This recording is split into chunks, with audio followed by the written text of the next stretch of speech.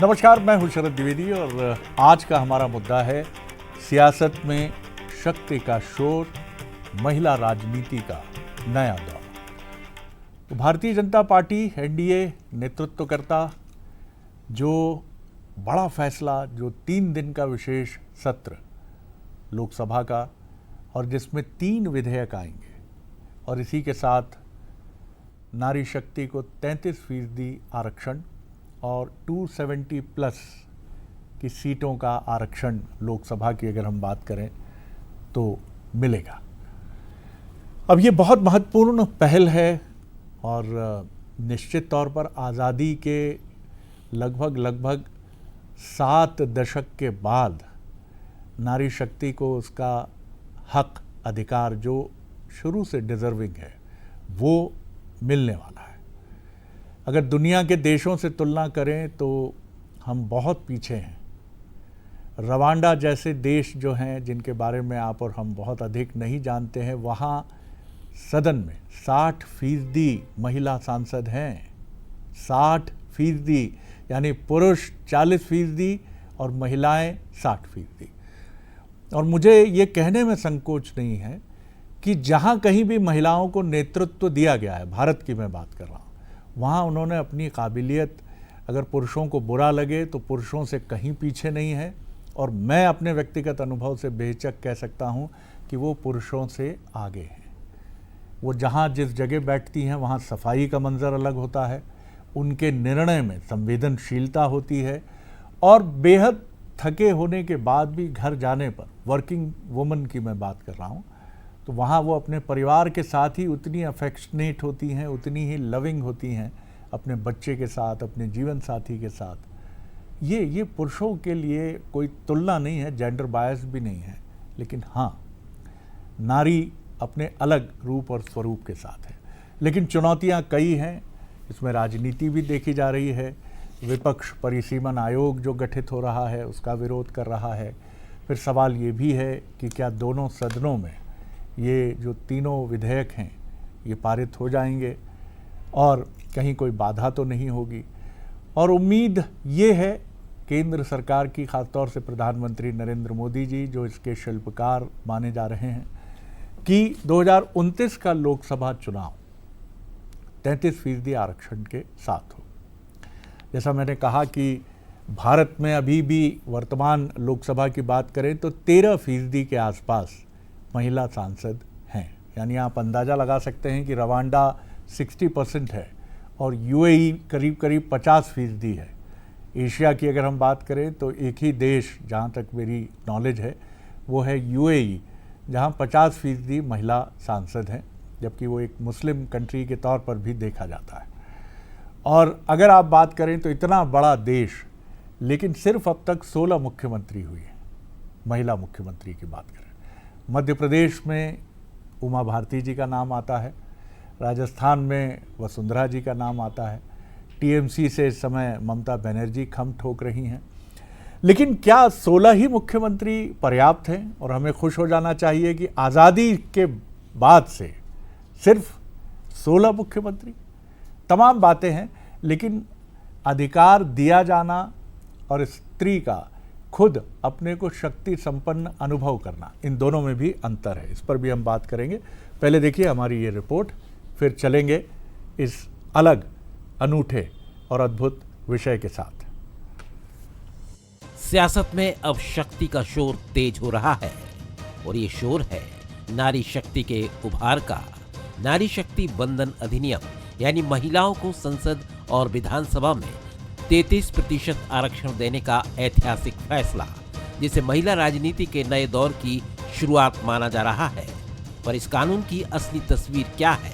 एक तरफ सरकार इसे महिला सशक्तिकरण का बड़ा कदम बता रही है, तो वहीं सवाल ये भी उठ रहे हैं कि इसका लागू होना कब और कैसे होगा। दरअसल इस अधिनियम का लागू होना जनगणना और परिसीमन से जुड़ा है, यानी महिलाओं को आरक्षण का लाभ मिलने में अभी वक्त लग सकता है। यही बात विपक्ष के निशाने पर है कि क्या ये सशक्तिकरण का वादा है या फिर राजनीतिक टाइमिंग का फैसला।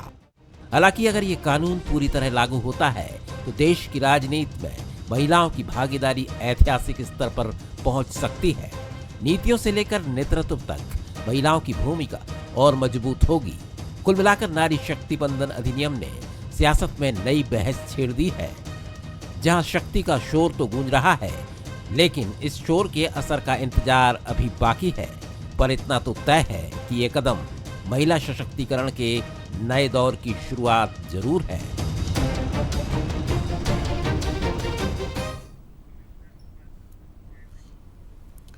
तो ये आपने देखा, आज आपके सामने सवाल ज़रूर नहीं है, लेकिन मैं फिर भी कुछ सवाल आपके सामने रख रहा हूँ। पहला सवाल तो यही है कि नारी को अधिकार देना और नारी का खुद शक्ति संपन्न होना, जो मन से एक परिवर्तन आता है, जिसको हमारे संविधान निर्माता डॉक्टर भीमराव अंबेडकर ने समझा और शिक्षा को वो हथियार बनाया, उपकरण बनाया कि पहले मुझे शिक्षित होना है। और यही वजह है कि समाज के वंचित वर्ग से आने के बाद भी वो दुनिया के जाने माने कानूनविद और भारत के संविधान निर्माता रहे। प्रणाम है उनको। स्त्रियों को भी पहले अपनी शक्ति को समझना। तो हमारा पहला सवाल यही है कि क्या उनको अधिकार देना उनको अधिकार संपन्न बना देगा? दूसरा सवाल, क्या पुरुष प्रधान समाज में, जहां अभी भी हम, माफ़ कीजिएगा, कई जगह सुनते हैं सरपंच पति, विधायक पति, तो इन परिस्थितियों में इन सारी चीज़ों को बदलने की तरफ भी चीज़ें बढ़ेंगी। और बदलेगा कौन? पति बदलेगा? सरपंच पति बदलेगा? ये एक बड़ा सवाल है।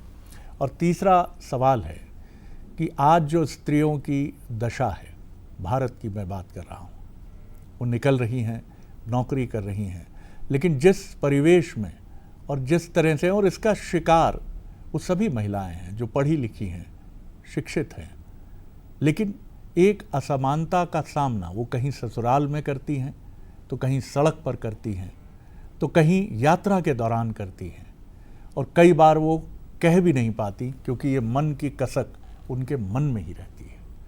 तो क्या सिर्फ संसद में कानून नहीं, एक बहुत बड़े अभियान की भी ज़रूरत है कि भारत जो एक संस्कारी देश की छवि रखता था, कहूँ क्या, पता नहीं, उसे संस्कारी होना है तो यत्र नार्यस्तु पूजयन्ते रमन्ते तत्र देवता।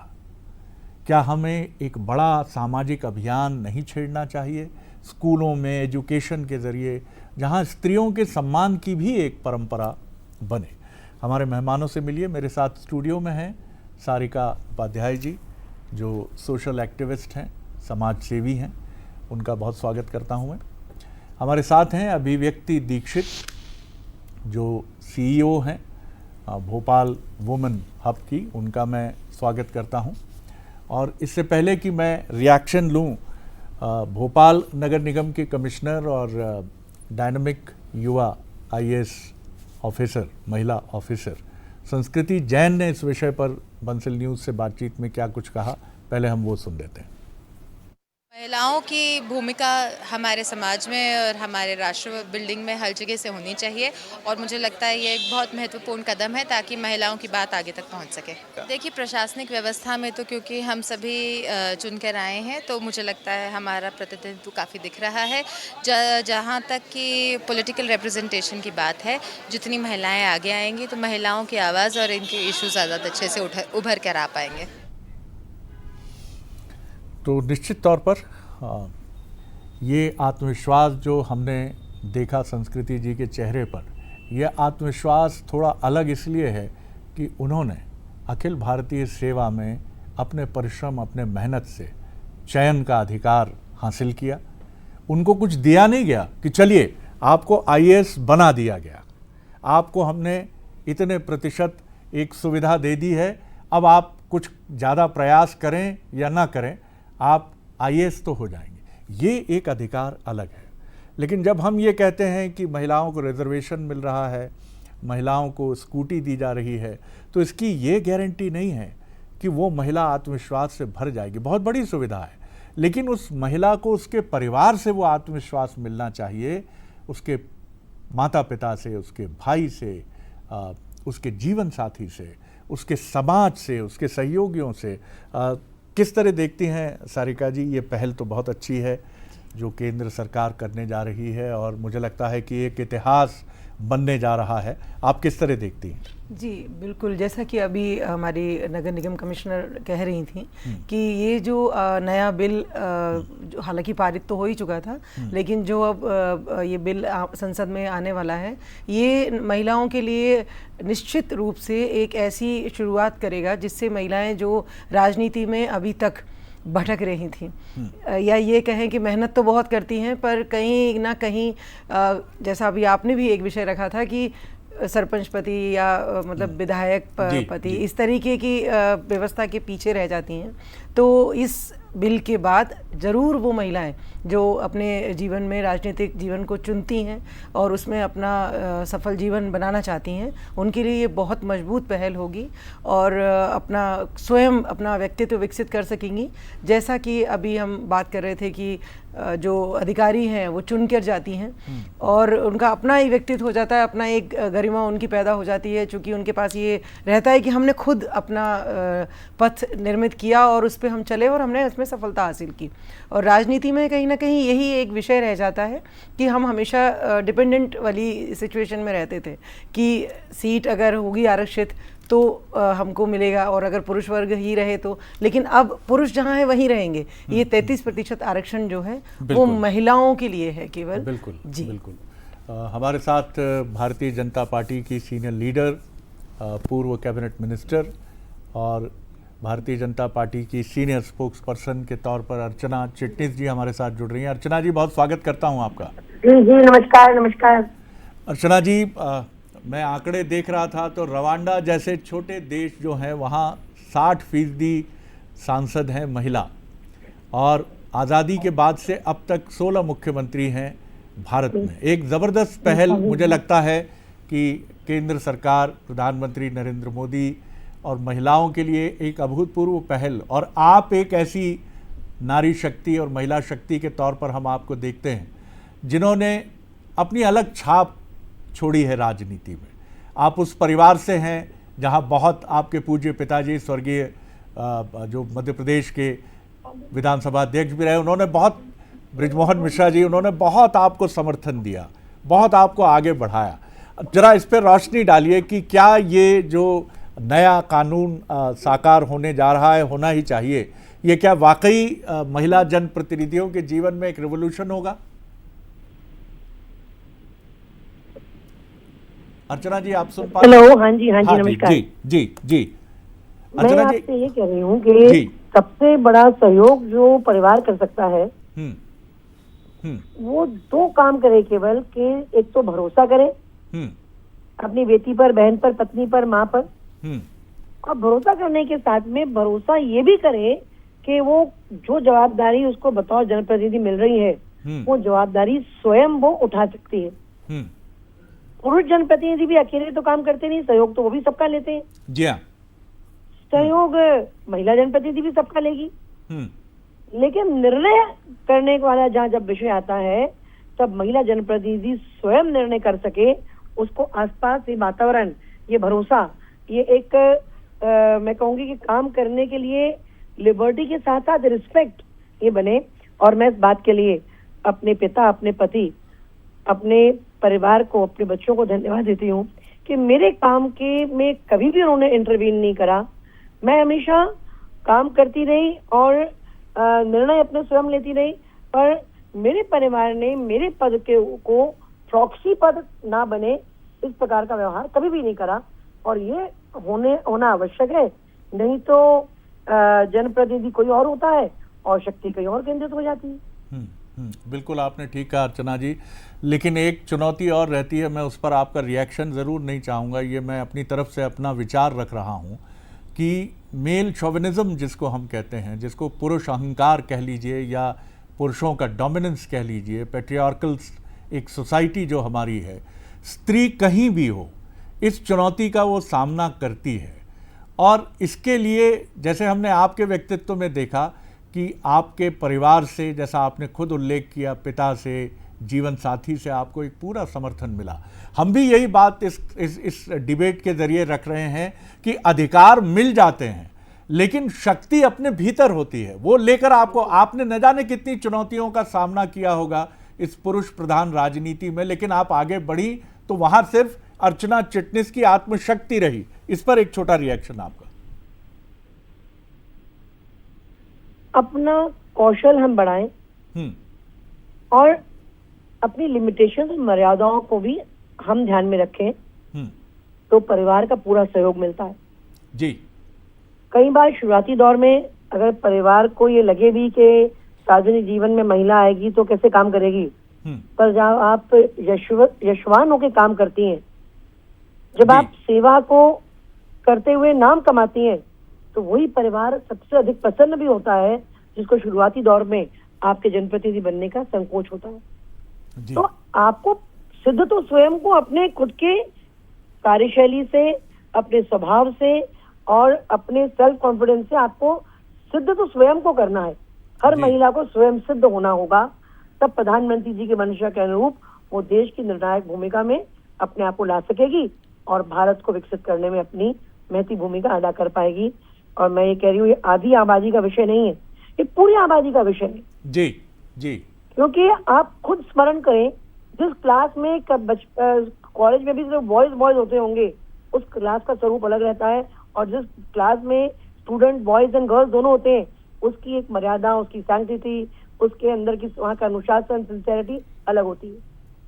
पार्लियामेंट में बैठने वाली जब हर तीसरी कुर्सी पर एक महिला बैठेगी तो पार्लियामेंट का वातावरण, पार्लियामेंट की पार्लियामेंट की डिलीवरी, हर चीज पर इसका सकारात्मक असर पड़ेगा। बिल्कुल। और आपने जो दृश्य खींचा तो मैं कल्पना में चला गया अर्चना जी कि विधानसभा अध्यक्ष की कुर्सी पर एक महिला, नेता प्रतिपक्ष भी एक महिला, शुभकामनाएं कि प्रधानमंत्री भी एक महिला, और सदन में 33% महिला सांसद। और शालीनता का एक, मैं नहीं कह रहा हूं कि अभी अशालीन परिवेश है, लेकिन शालीनता का एक अद्भुत युग हम देख रहे हैं, क्योंकि सही बात है कि स्त्री जहां भी रही है, वो कल्पना चावला हो या हमारी अभी जिसने वर्ल्ड कप महिला क्रिकेट जीता है, इन सब ने अपने को प्रूव किया है। हमारे जो स्पेस स्टेशन हैं और भारत स्पेस के क्षेत्र में जो प्रगति कर रहा है, आप खुद जानते हैं इसको कि 25% स्पेस साइंटिस्ट हमारी बेटियां हैं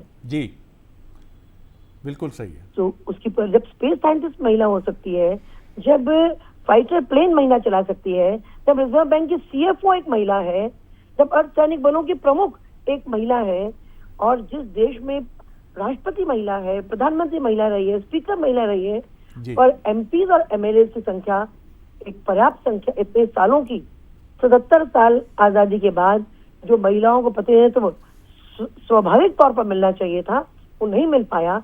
इसलिए प्रधानमंत्री जी की संवेदनशीलता है देश के प्रति भी, और इस देश की बहनों के ऊपर उन्हें भरोसा है कि उन्हें अवसर मिला तो वो अपने कर्तव्यों में को पूरा करने में कोई कमी नहीं करेगी। बिल्कुल अर्चना जी, बहुत धन्यवाद दूंगा कि आपने ये बात की, और आपने बड़ा अच्छा शब्द प्रयोग किया, स्वयं सिद्ध, स्वयं सिद्धा। जब तक स्त्रियां इस जादुई शब्द को अपने व्यक्तित्व में नहीं आत्मसात करेंगी कि उन्हें स्वयं ही सिद्ध होना है, कोई और सिद्ध नहीं कर सकता आपको, अधिकार देकर, आरक्षण देकर, स्वयं सिद्धा आपको स्वयं बनना पड़ेगा। ये बहुत महत्वपूर्ण बात है कि शक्ति हमारे भीतर है, वो दी नहीं जाती। अभिव्यक्ति हैं हमारे साथ, अभिव्यक्ति दीक्षित अभी नहीं है हमारे साथ, मुझे बताया गया, तो चलिए मैं इंदौर रुक करता हूँ, सीधे पीयूष पारे हमारे साथी वहाँ पर हैं, कुछ युवा महिला समूह के साथ, तो एक क्विक रिएक्शन उनका लेकर फिर हम वापस स्टूडियो लौटेंगे। ओवर टू यू पीयूष, किस तरह की भावना है जो विशेष सत्र है और महिलाओं को आरक्षण देने की बात है, 850 सीटें हो जाएंगी जिसमें 270 से अधिक सीटें महिलाओं की होंगी। जी पीयूष। बिल्कुल बिल्कुल शरद जी, और आपने कहा कि जिस तरीके से यहाँ पर महिलाओं को एक प्रतिनिधित्व दिया जा रहा है, किस तरीके का रिएक्शन है, खास तौर पर सीधी बातचीत करेंगे आधी आबादी से जुड़ी हुई तमाम जो है प्रतिनिधित्व करने वाली महिलाओं से, युवतियों से, कैसे आप देखती खास तौर पर, और क्या कुछ इसके बेनिफिट हैं राजनीति में जब आप आगे बढ़ती हैं, तो क्या कुछ सोचते हैं ऐसे लोग कि क्यों आगे बढ़े, कितनी जगह मिलेगी, कितना मौका मिलेगा, क्या कुछ सोच रही हैं अभी फिलहाल इस अधिनियम, इस एक्ट के बारे में? राजनीति की जहाँ तक मैं बात करूँ, इसके ये अधिनियम जब तक नहीं आया था उसके पहले तो हमने ये विचार नहीं करा था कि हमें इतनी जल्दी मौका मिल सकता है, पर ये मोदी जी हैं तो मुमकिन है वाला जो नारा है ना, आज हमारे लिए सिद्ध हुआ है। मोदी जी ने यह पहल करके ऐतिहासिक एक निर्णय लिया है जिससे आने वाली कई पीढ़ियों तक की महिलाओं को एक नया दृष्टिकोण मिला है, जिससे वो अब राजनीति में भी अपना एक हक रखने का, एक उनका प्रतिनिधित्व के लिए उनको मौका मिलने का विचार सोच सकती है। पहले महिलाएं सोचती थी पर उन्हें मौका नहीं मिलता था, वो सीमित रह जाती थी। जो महिलाओं की एक भूमिका सीमित आज तक रही है वो विस्तृत रूप से आज भारत के सामने नेतृत्वकर्ता के रूप में आएगी। ये मोदी जी के आने के बाद ही मुमकिन हुआ है। 27 साल पहले ये बिल का विचार हुआ था पर अब मुमकिन है, इसलिए। चलिए तो ठीक है, आप देख रहे हैं मुमकिन है, कॉन्फिडेंस भी बड़ा है शरद जी, जैसे युवतियां कह रही है, और राजनीति में अवसर मिलेंगे। हालांकि 27 साल का वक्त लग गया ऐसा युवतियों का कहना है, लेकिन अब कहीं ना कहीं रास्ता खुला है, तो कहीं ना कहीं आगे बढ़ने की सोच भी कहीं ना कहीं यहाँ पर नजर आ रही है। जी शरद, बिल्कुल बिल्कुल आप बने रहिएगा। मैं फिर एक बार स्टूडियो की तरफ लौटता हूँ। सारिका जी, बड़ी अच्छी बात कही, स्वयं सिद्धा है ना, स्वयं सिद्धा यानी आपको खुद ही सिद्ध करना है। आपको ये मंत्र तो हमारे भीतर ही होगा, पुरुष स्त्री में नहीं उलझना है। जी हाँ। ये आत्मविश्वास पुरुष के भीतर भी स्वयं सिद्ध होने का, उसे खुद ही जागृत करना है। इस पर आपका रिएक्शन? जी हाँ, मैं जब अर्चना दीदी आपसे बात कर रही थी तब ये स्वयं सिद्धा जो उन्होंने बोला, स्वयं सिद्धा ये जो शब्द है ये अपने आप में ही सिद्ध करता है कि जब नारी तू नारायणी वाली बात को भी हम उसमें कर सकते हैं कि वो स्वयं ही सिद्धा है। अगर वो चाहे, एक बार अपने मन में ठान ले कि मुझे करना है, तो वो कर ही रहती है। और ये चीज़ें जैसे कि अभी उन्होंने बताया कि हमारी कई बहनें अंतरिक्ष में भी जा चुकी हैं, बड़े बड़े पदों पर बैठी हुई हैं, बैंकों को संभाल रही हैं। जी हाँ, और सभी क्षेत्रों में महिलाएं अपना परचम लहरा चुकी हैं। सेना में भी अब बहुत आगे, अभी अपना सिंदूर का जो अभियान चला था उसमें भी नारायणी बनकर ही दिखाया था उन्होंने। तो यही राजनीति में भी अर्चना दीदी ने जो बात कही वो भी बिल्कुल सिद्ध होती है कि परिवार का सहयोग अगर नारी को रहेगा तो वो स्वयं को सिद्ध कर लेगी। और मोदी जी ने उस तरफ कदम तो बढ़ा ही दिया है। बाकी काम स्वयं महिलाओं को, हमको खुद ही करना होगा, क्योंकि सहयोग तो कोई भी दे सकता है, लेकिन स्वयं को सिद्ध करना, स्वयं सिद्धा बनना, ये हमारे ही हाथ में होगा। बिल्कुल, क्योंकि आपको अब ये नहीं सोचना है कि आप अपने पति या अपने पुत्र या अपने भाई या किसी और मदद से आप इस आरक्षण का फ़ायदा उठाएंगे। बिल्कुल, आपकी खुद की शक्ति होनी चाहिए। आपको स्वयं सिद्धा बनना है, तो आपको इस चुनौती को स्वीकार करना पड़ेगा, क्योंकि वो जो आत्मविश्वास आपके भीतर आएगा वो आपका अपना आत्मविश्वास होगा। नहीं तो आप अपने पति की तरफ देखती हैं, कई बार पुत्र की तरफ देखती हैं, कई बार भाई की तरफ देखती हैं, या राजनीति में जो भी आपका मेंटोर होता है आप उसकी तरफ देखते हैं, और ये आपको कमज़ोर करता है। यहाँ पुरुष स्त्री की बात नहीं, हमने कई ऐसे पुरुष भी देखे जो राजनीति की बागडोर, माफ़ कीजिएगा मुझे कहने में संकोच नहीं, कि वो किसी और के हाथ होती है, और वो कई बार ऐसा लगता है कि एक कठपुतले जनप्रतिनिधि की तरह होते हैं, जिसका डोर जो है कठपुतले की तरह पीछे से कोई चला रहा है। अभिव्यक्ति दीक्षित हमारे साथ कुछ तकनीकी अड़चन रही तो फ़ोन पर जुड़ रही हैं। अभिव्यक्ति दीक्षित, आप एक सीईओ हैं भोपाल वुमेन हब की, छोटा सा तो यही बता दीजिए कि भोपाल वुमेन हब है क्या, और एक क्विक रिएक्शन आपका जो ये पहल केंद्र सरकार करने जा रही है। नमस्ते सभी भागीदारियों को। सर, जैसा कि आपने पूछा भोपाल वुमेन हब है क्या, तो बेसिकली एक ये प्लेटफॉर्म है जिसमें जिस तरीके से 33% से महिलाओं को प्लेटफॉर्म दिया जा रहा है हमारी सांसद और लोकसभा में, उसी प्रकार से भोपाल वुमेन हब भी पिछले कुछ वर्षों से एक ऐसा प्लेटफॉर्म बना रहा है जहाँ महिलाएं केवल जुड़ती ही नहीं है बल्कि आगे बढ़ती हैं। चाहे फिर वो एंटरप्रेन्योरशिप की बात करें, स्किल डेवलपमेंट की बात करें, लीडरशिप की बात करें, हमारा उद्देश्य सिर्फ महिलाओं को सेल्फ डिपेंडेंट ही नहीं बल्कि कॉन्फिडेंट बनाना है। और फिर अब रही बात आज के विषय की, तो मुझे ऐसा लगता है कि महिलाओं का योगदान सारे सेक्टर्स में तो हो ही चुका है, चाहे हम बात करें टेक्नोलॉजी की, एजुकेशन की, हेल्थ की या फिर फिल्म इंडस्ट्री की। बट पॉलिटिकल रिप्रेजेंटेशन कहीं ना कहीं महिलाओं का पिछड़ रहा था, स्पेशली अगर हम बात करें हमारे देश इंडिया की। जैसे कि सर आपने शुरुआती मेंशन किया कि काफी सारे देश हैं जहाँ पे महिलाओं का 33, तो हम बहुत कम बात करें, 50% है, 60% है। हमारे भारत में 33% होने के वजह से हमारे नेतृत्व प्रधानमंत्री जी के द्वारा इस वजह से महिलाओं के पंख को एक उड़ान मिली है, उनके हौसले मजबूत हुए हैं। और मैं ये वादा कर सकती हूँ कि जिस तरीके से एक महिला एक परिवार को चलाती है, उसी तरीके से ये 33% का आरक्षण होने की वजह से हमारा देश 100% आगे बढ़ेगा। बिल्कुल बिल्कुल, आपने ठीक कहा और मेरी शुभकामनाएं हैं आपको। और जो बात आपने कही, मैं कुछ आंकड़े आपको और बता देता हूं। रवांडा है जहां दुनिया में पहला ऐसा देश है जहां 63.8% महिलाएं हैं। फिर क्यूबा का नंबर है 55.7% महिलाएं हैं। निकारागुआ यहाँ 53.8, यानी लैटिन अमेरिकी कंट्रीज़ का दबदबा दिखता है। कोस्टा रिका यहाँ 52.6, बोलीविया 50.8, मैक्सिको 50.4, अंडोरा 50% महिलाएं। संयुक्त अरब अमीरात खाड़ी देशों में एक उदाहरण है जहां हम कहते हैं कि मुस्लिम कंट्रीज़ में महिलाओं के अधिकारों पर अक्सर बहस छिड़ती है, तो संयुक्त अरब अमीरात एक बड़ा अपवाद है जहां 50% महिलाएं हैं। और अगर बात करें डेनमार्क की तो यहाँ 48%, न्यूजीलैंड 46.3 और भारत अभी करीब 13.6% महिलाओं के साथ इस टैली में नीचे है। लेकिन उम्मीद की जानी चाहिए कि 33% आरक्षण के साथ हम शायद पहले जो 20 मुल्क हैं जो महिलाओं का प्रतिनिधित्व जहां अच्छा है, हम भी शामिल होंगे। पीयूष, आपके साथ कुछ और प्रतिनिधि हों तो एक क्विक रिएक्शन हम ले सकते हैं। मैं अभिव्यक्ति जी का बहुत धन्यवाद करूंगा। जी पीयूष।